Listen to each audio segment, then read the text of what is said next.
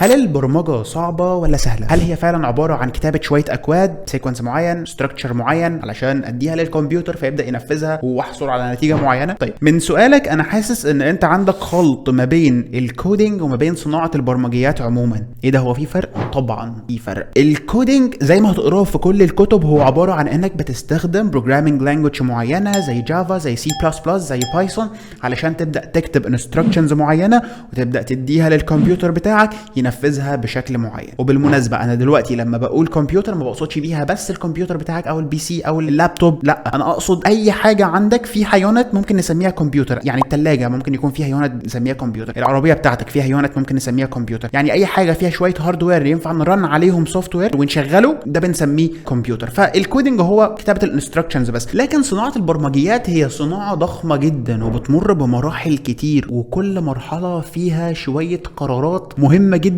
ومصيريه جدا اللي لو خدتها غلط خالص انت هتوقع البيزنس، ولو ما اخترتش الاوبتيمال تشويس فانت هتخسر البيزنس ده خساره ممكن تكون كبيره، او على الاقل هتحرمه من مكاسب كانت ممكن تجيله بسبب ان انت اخترت اختيار هو صح بس مش الامثل. فبالتالي صناعه البرمجيات هي صناعه اضخم من عمليه الكودينج. عمليه الكودينج دي هي جزء بسيط جدا من منظومه الصناعه الكامله. فمثلا لو ضربنا مثال على الطب، مش معنى ان انت عرفت ازاي تستخدم المشرط في انك تفتح فتح جراحي في الجلد مثلا ان انت تقدر تعمل عمليه قلب مفتوح. لا، الموضوع اكبر من كده بكتير. وهكذا في البرمجه، مش معنى ان انت بتقدر تكود بشكل كويس ان انت تقدر تبلد سوفت وير بشكل كويس. الموضوع اكبر من كده بكتير، وصدقني ما عندكش اي حل علشان تبقى شاطر في الصناعه دي غير انك تذاكر كويس وتذاكر كتير. تذاكر كويس وتذاكر كتير، بس ده الطريق الاسهل والابسط